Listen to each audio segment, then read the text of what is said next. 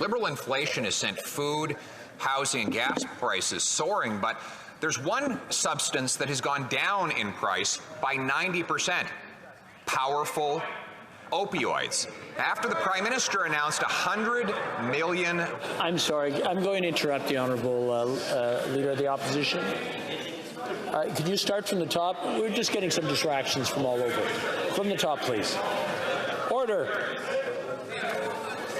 While the Prime Minister has sent inflation for gas, heat, and groceries soaring, there is one product that's actually come down in price: powerful opioids. The Prime Minister has spent $100 million on so-called safe supply. One Global News reporter went into the street to find out where all these drugs are going. Turns out they're being resold to other addicts in order to raise the money to buy deadly fentanyl. Will the Prime Minister cancel the dollars for drugs and instead put the resources into treatment for addicts? Yeah. The Honourable Minister for Mental Health.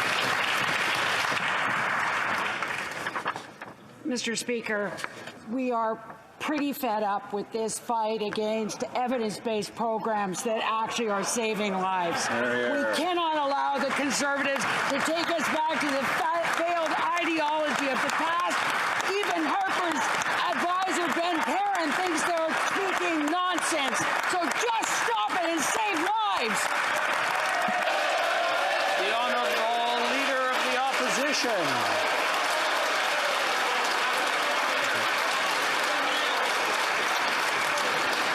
The Honourable Leader of the Opposition. Speaker. Order. Order. The Honourable Leader of the Opposition. No common sense.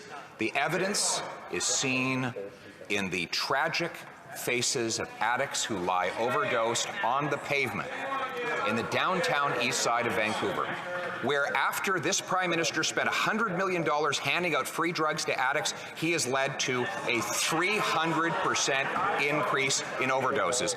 Will he stop giving dollars for drugs and instead follow my common sense plan to put the resources into treatment and recovery to bring our loved ones home drug-free?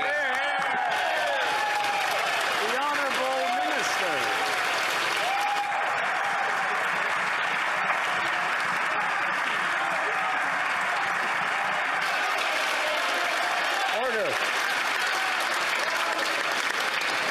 Order. The Honourable Minister. People are dying.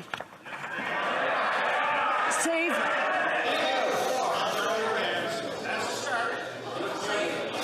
One second. Order. Order. Order. One person at a time in this chamber, please. The Honourable Minister. 46,000 overdoses have been reversed in safe consumption sites.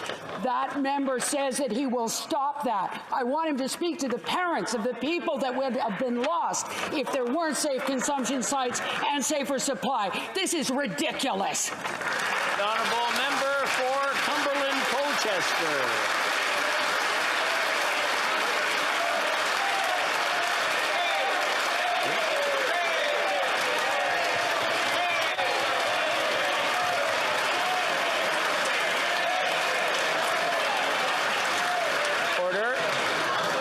Honourable Leader of the Opposition. That people are dying because that minister and this Prime Minister are flooding the streets with dangerous drugs and killing these people. Since they brought in this policy, there has been a 300% increase in drug overdose deaths. 30,000 people have lost their lives. Investigative journalists have shown that the drugs that she is funding with Canadian tax dollars are flooding the streets and being sold for $1. Order. Order. Order. I'm hearing yelling on both sides. Please. The Honourable Member for, the Honourable Leader of the Opposition from the top, please, so we can hear the whole question. And I don't want to hear any screaming or shouting in the background. And then we can hear an answer as well. The Honourable Leader of the Opposition. People are dying because the policies of this Prime Minister are killing them.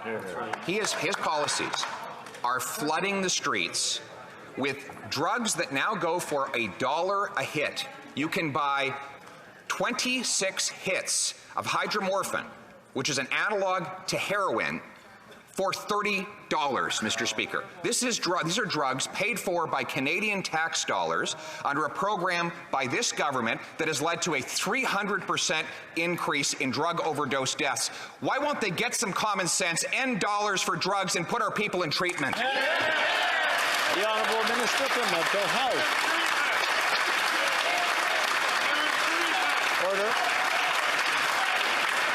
Order. The Honourable Minister for Mental Health. People have to stay alive long enough to get treatment. People are dying because of a toxic drug supply. Safe supply allows people to stay alive long enough. It means that in the CMAJ study just Order. Please start from the top, the same courtesy I gave to the opposition leader. People have to stay alive long enough to get to treatment.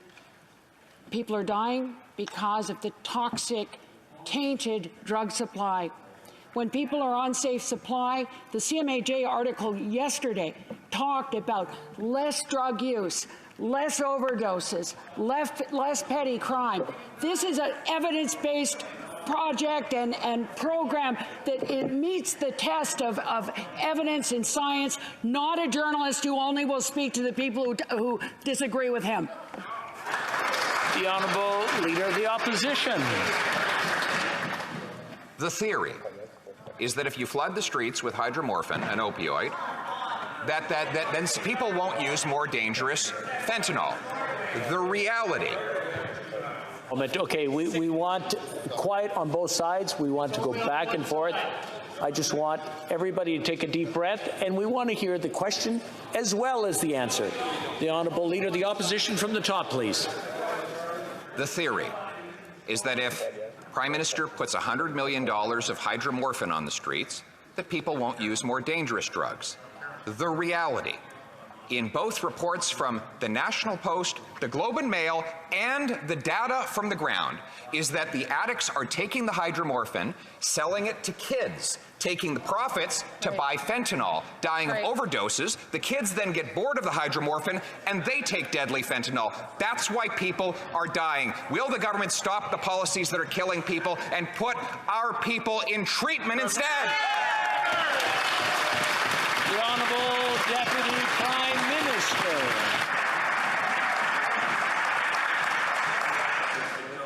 Mr. Speaker, some things are just beyond the pale.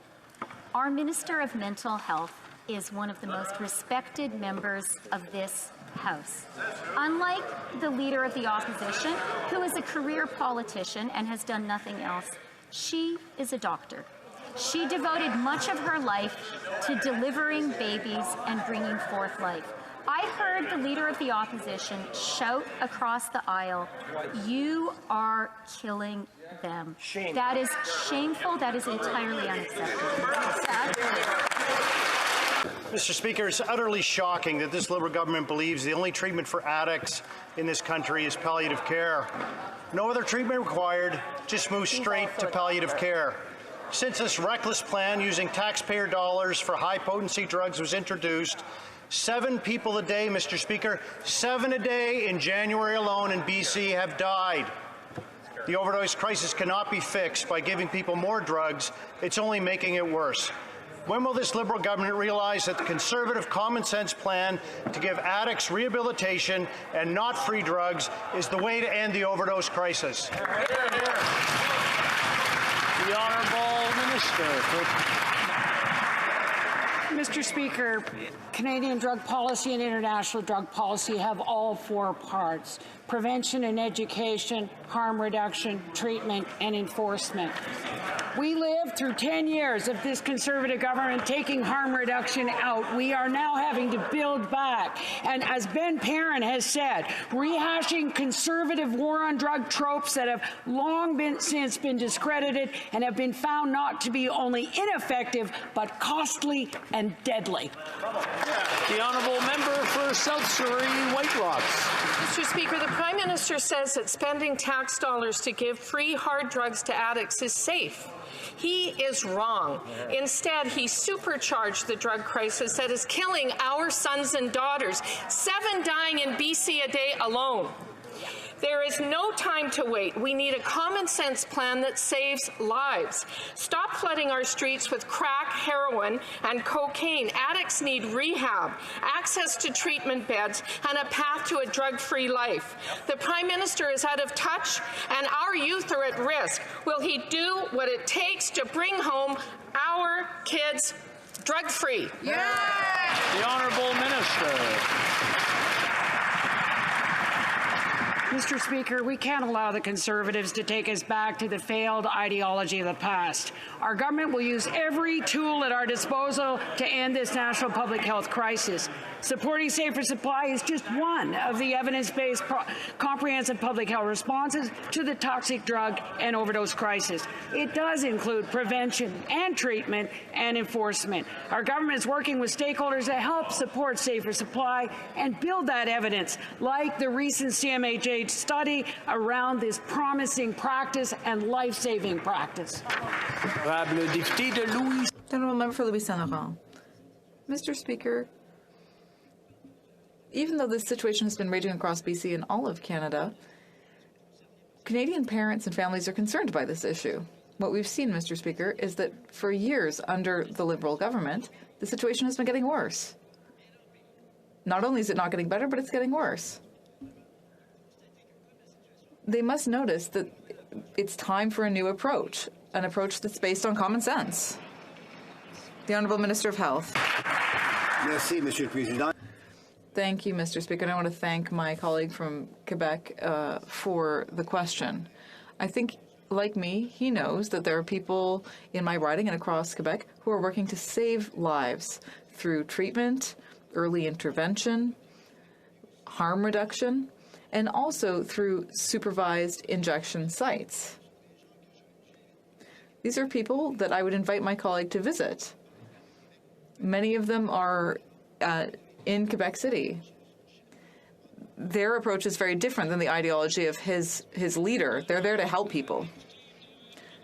The so-called safe supply policies of the Liberal-NDP coalition are deadly. 7 people a day are dying in BC alone. Unsafe tent cities abound. Kids are being sold the safe supply drugs and overdosing at an alarming rate. Then users have the cash to buy deadly fentanyl. Our sons and daughters are paying the price. When will these Liberals make treatment beds a priority, not free hard drugs, so we can bring home our loved ones drug-free? Yeah. The Honourable Minister for Mental Health. Mr. Speaker, once again, I will quote from Ben Perrin, the Public Safety and Justice Advisor to former Prime Minister Stephen Harper. There is no indication that prescribed safe supply is contributing to illicit drug deaths. Safer supply has been tested and found to be beneficial for people who have been unable to have treatment for whatever reason and are long-term substance abuse users. We talking about essentially substituting a contaminated street drug with a drug that has known contents and potency to help people stay alive, first of all, and also to be able to stabilize. Honourable Member for Cumberland Colchester. Mr. Speaker, the careless attitude that this Liberal government has taken towards the overdose and addiction crisis in Canada is unacceptable. In British Columbia alone, as I mentioned previously, Mr. Speaker, 7 people a day are dying in January. We have heard the Liberal Addictions Minister refer to the reckless distribution of hard drugs without mandatory treatment as a, quote, necessary step. When will this Liberal government listen to science and realize that their decriminalization experiment is a failure and give addicts rehab, not free drugs, and bring our loved ones home? The Honourable Minister. Mr. Speaker, it is impossible to bring your loved ones home if they're dead. I